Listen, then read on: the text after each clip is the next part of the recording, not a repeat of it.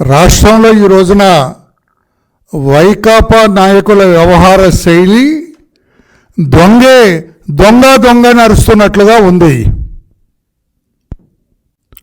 ఈ రోజున రాష్ట్రంలో జరిగిన ఈ అరాచకాలకి, ఈ దాడులకి, ఈ రక్త చరిత్రకి, రక్తపాతానికి కారణం ఎన్నికల కమిషన్ వాళ్ళ అనవసరమైన ట్రాన్స్ఫర్స్ అన్నట్లుగా చెప్పుకొస్తుంది. చాలా బాధాకరం.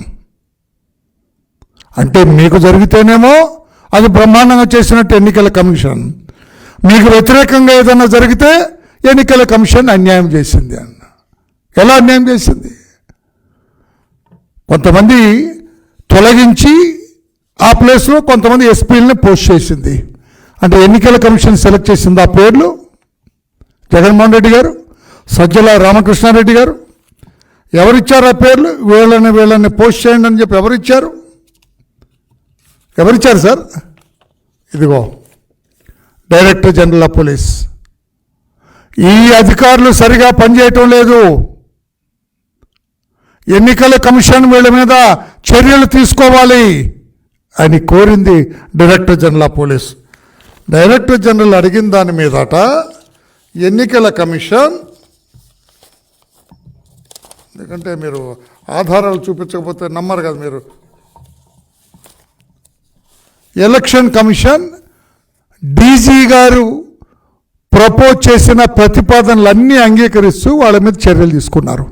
ఇప్పుడు తప్పు ఎవరిది? జగన్మోహన్ రెడ్డి గారు.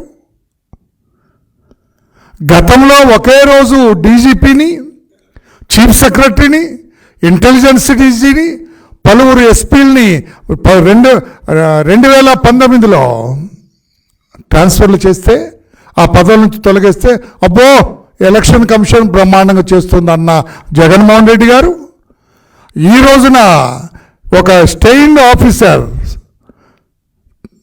టెయింటెడ్ ఆఫీసర్స్ కొంతమందిని తొలగిస్తే ఎన్నికల కమిషన్ మీద దాడి చేస్తారా? ఇది న్యాయమా? మీ అధికారులు కాదా కారణం ఈ అరాచకానికి? అసలు మీరు ఇచ్చిన పోస్టింగ్స్ ఏంటి? ఇప్పుడు ఒకటి అరెస్ట్ చేశారు, సస్పెండ్ చేశారు కొంతమంది అధికారులని. ఇందులో సగం మంది మీ వాళ్ళేనండి.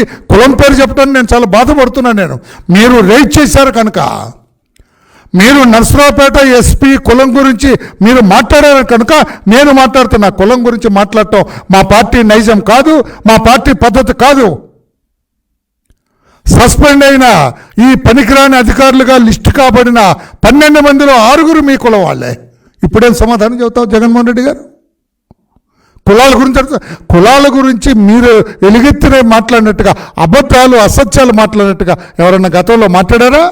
2 కమ్మారిని డిఎస్పీలను వేస్తే 33 కమ్మారు, 33 కమ్మ వాళ్ళని వేసుకున్న చంద్రబాబు అని చెప్పి మీరు ఎంత ప్రచారం చేశారండి,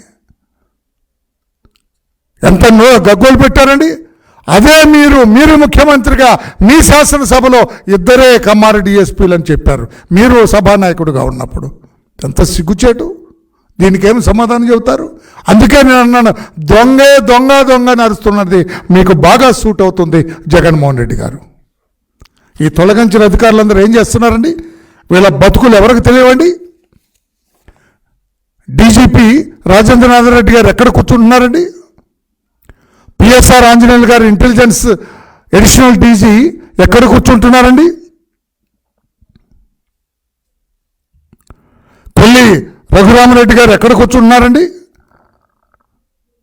ధనంజయ రెడ్డి గారు, సిఎస్ గారు, రాజేంద్రనాథ్ రెడ్డి గారు, కొల్లి రఘురామరెడ్డి గారు, సీతారామాంజనేయులు అందరూ ఒక చోట కూర్చొని, వీరంతా పోలింగ్ రోజున మీరందరూ ఎక్కడున్నారు చెప్పగలరా?